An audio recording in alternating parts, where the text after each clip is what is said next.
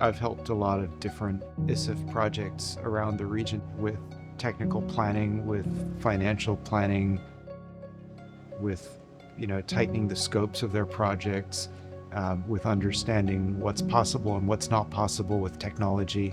My expertise is in access networks and remote connectivity. And it seems to be a real popular theme for the region. Everybody has remote parts of their countries. Some countries are entirely remote. And so the work that I did in New Zealand sort of 20 years ago has translated really well into helping a lot of people in the region achieve their connectivity goals. Back in 2003, I'd moved from Boston, where I had great internet connectivity, and I moved into some student housing on the terrace, and we were sharing an internet connection between 300 students that I would have had at home in Boston. We're not allowed to run fiber aerially on the terrace. We can only run underground, and it's going to cost $50,000 to run the cable underground to get into your building. So Richard Naylor from CityLink suggested that I try wireless, and I said, okay. Ordered some things in from overseas, and I put some things together in my dorm room, and I tested out some radios, and finally I approached a local business incubator and I said, hey, can I have an office here? And that kind of spiraled out of control and turned into a real thing.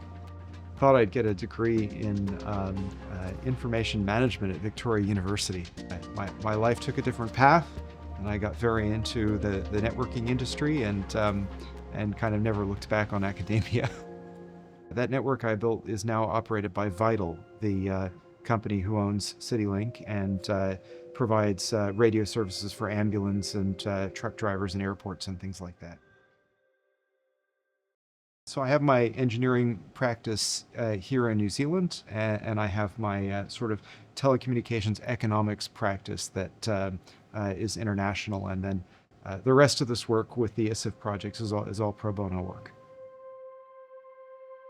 In 2013, as a technical trainer, teaching people network engineering in the Pacific Islands, I came to find that the new submarine cables that were being built in the Pacific around that time frame were not very well utilized and not very well connected. So I thought, well, there's got to be a solution here. And so I pitched a project to the ISIF fund back then called a peering strategy for the Pacific Islands. And through that project, I put devices called network probes into the operator networks all over the Pacific to see how the traffic was connecting, how it was routing. And I found that traffic from Vanuatu going to Fiji was actually going from Vanuatu to Fiji to Australia to Fiji. Traffic from Samoa to Tonga was going from Samoa to Hawaii to California to Oregon to Fiji, just roundabout paths you couldn't even believe.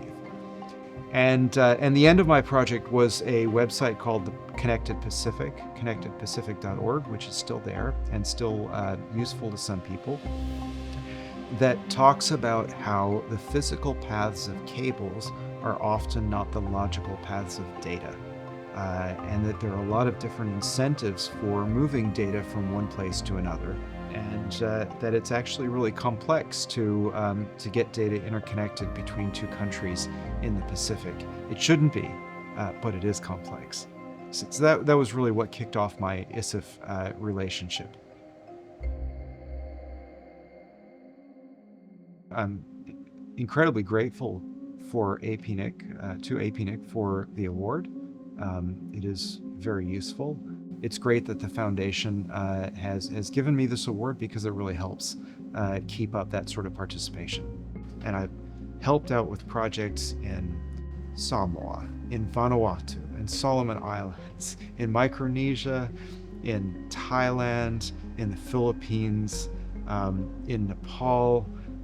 Most countries in our region require a company to be sometimes approved by the legislature before they can build infrastructure. They're highly regulated. It's not allowed to just go and build a small tower and build a community network without having permission from the government. And that permission is frequently not even granted. The biggest barriers are regulatory. I think if the barriers weren't there, with just a small focus on more education and how to build, and very small grants to support some of the building, I think we would see the connectivity problems start to fade away, and the affordable connectivity problems start to fade away.